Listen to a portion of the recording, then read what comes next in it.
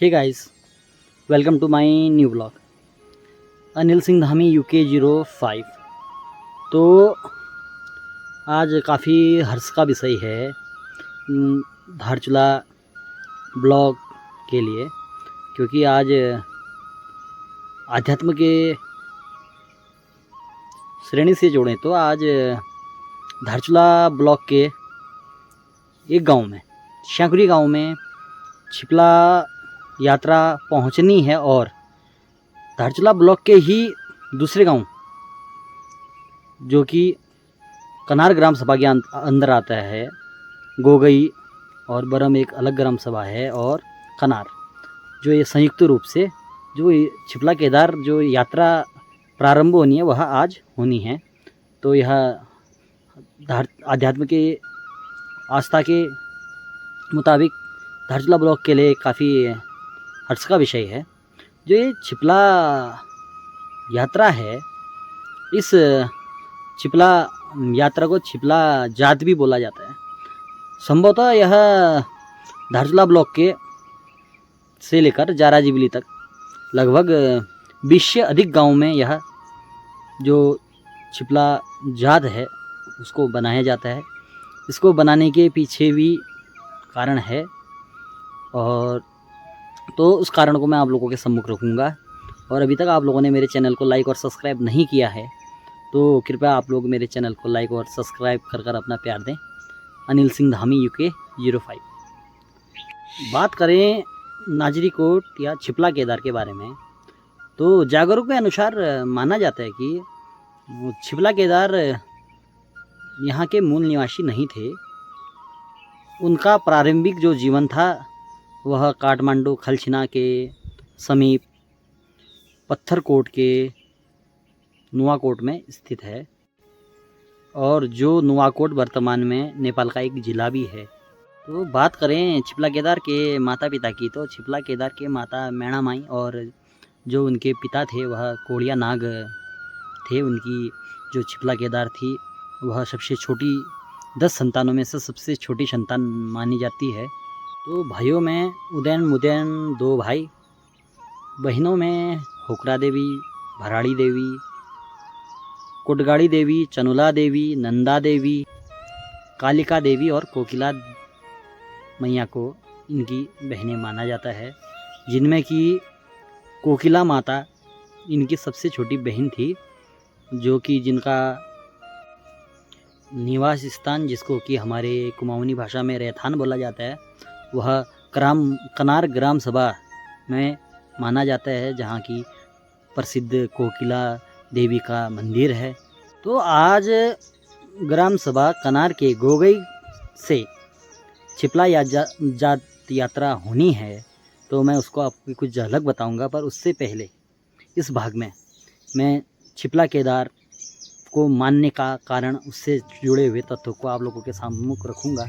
उम्मीद है आप लोगों को इस आस्था के विषय में जानकर काफ़ी खुशी होगी कि छिपला केदार को किस रूप में पूजा जाता है। तो माना जाता है कि जो छिपला केदार थे वह सभी भाई बहनों में सबसे छोटे थे और सबके प्यारे थे, और वह अपनी भाभियों से हंसते खेलते रहते थे। तो उन्हें उनके बड़े भाइयों को यह सब पसंद नहीं था, तो उनके बड़े भाइयों को यह सब अच्छा नहीं लगता था। तो उन्होंने अपने भाई को दूर करने के लिए, छिपला केदार को दूर करने के लिए योजनाएं बनाई। पहली योजना उनकी यह थी कि अगर वह अपने भाई छिपला केदार को तराई के जंगलों में छोड़ आते हैं तो जानवर उनको निश्चित ही मार डालेंगे। परंतु दोनों भाई उन्हें तराई के क्षेत्र में छोड़ आए, पर छिपला केदार वहाँ से भी बचकर अपने घर वापस पहुँच गए। दूसरी योजना यह थी कि डाकुओं के शहर में छिपला केदार को मिलजुल कर रहने वाले राज्य कहकर वहाँ छोड़ आए, परंतु वह छिपला केदार उस डाकुओं के राज से भी निकलकर अपने घर तक पुनः वापस पहुँच गए। तो इस प्रकार के षड्यंत्र जब सफल होने लगे तो उनके जो दोनों भाई थे वह काली नदी के तराई क्षेत्र में बकरियों के साथ उन्हें ले गए। कहा जाता है कि तब वर्तमान समय के नाजुरी के कोट में 11वीं 4वीं नामक एक क्रूर शासक का शासन था। वह काफ़ी क्रूर था, तो उनके भाई उसके शासन में उन्हें छोड़ आए। उसके राज्य में 11वीं 4वीं के राज्य में छिपला केदार को छोड़ दिया गया। 11वीं 4वीं के शासनकाल में उसके 12 बेटे 12 बहू 12 बीसी 240 शिकारी कुत्ते उसके शासनकाल में उसके राज्य में राज करते थे। सभी क्रूर और निर्दयी थे। 11वीं 4वीं की सीमा, राज्य सीमा में किसी बाहरी व्यक्ति को प्रवेश करने की बिल्कुल भी अनुमति नहीं थी, परंतु छिपला केदार ने वहाँ उनके भाई उस सीमा में छोड़ आए। जब छिपला केदार 11वीं 4वीं के राज्य में प्रवेश करते हैं तो उस समय 11वीं 4वीं के बेटे और बहू और शिकारी कुत्ते शिकार खेलने के लिए बाहर गए होते हैं। तो छिपला केदार एक ब्राह्मण का वेश लेकर उस 11वीं 4वीं के राज्य में प्रवेश करते हैं। तो 11वीं 4वीं की पत्नी कहती है कि ये ब्राह्मण, तू इस राज्य से निकल जा, मेरे बेटे बहू शिकार पर गए हैं, वह आएंगे तो तुझे निश्चित ही मार डालेंगे। तो कुछ ही देर में 11वीं 4वीं के बेटे और बहू वापस लौट आए, साथ में शिकारी कुत्ते। जब देखा कि वह शिकार से भी हताश लौटे हुए थे, तो उन्होंने जब ब्राह्मण वेश में खड़े छिपला केदार को देखा तो उन्होंने योजना बनाई और वह शिकार से लौटे थे, भूखे थे, तो उन्होंने पहले योजना बनाई कि पहले हम भोजन करेंगे, उसके बाद इसको मार डालेंगे। तो पाण जो कि पहाड़ी घरों में डाइनिंग हॉल का काम करता है, डाइनिंग रूम का काम करता है, तो वह पाण जो थी वो तिमंजिला थी। वह तिमंजिले पाण में भोजन करने के लिए सभी चले गए, परंतु छिपला केदार को उनकी योजना समझ आ गई थी कि वह छिपला केदार को मारने की योजना बना रहे हैं।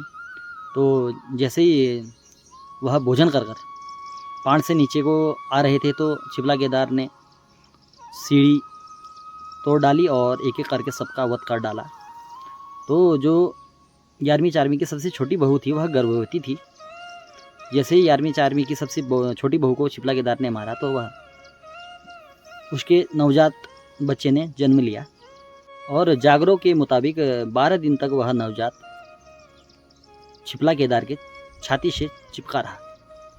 जब 11वीं रात उन छिपला केदार की भाभियों को प्रतीत हुआ कि छिपला केदार किसी मुसीबत में है, तो उन्होंने कौवे से संदेश भिजवाया 12वें दिन। जब 12वें दिन कौवा वहाँ पहुँचा तो कौवा बोला कि भूले रिछे छिपला केदार छोलिंग बिजोरा, यानी कि छिपला केदार तू क्या भूल रहा है, नींबू की प्रजाति का जो फल था तू किस प्रकार से छिलता था। तब छिपला केदार को याद आई कि उनके पीठ पर छुरी है। उस छुरी की मदद से उन्होंने उस नवजात 12 दिन के बच्चे को अपने छाती से अलग कर दिया। जब उस नवजात को छिपला केदार ने अपनी छुरी से मारा तो उसके जो खून के धब्बे थे नाजरी कोट में, वह जहाँ गिरे उसको आज राता पौड़ा लाल पहाड़ के नाम से जाना जाता है। और इस प्रकार 11वीं 4वीं का पूरा शासन ख़त्म हुआ और छिपला केदार ने अपने पूरे उस क्षेत्र में सभी लोगों पर दया दृष्टि बनाई। जिस प्रकार लोग आज छिपला केदार को अपने आराध्य देव के रूप में मानते हैं। तो मैं आपको आगे यही छिपला केदार यात्रा किस प्रकार से शुरू होती है, गोगई जो कि ग्राम सभा कनार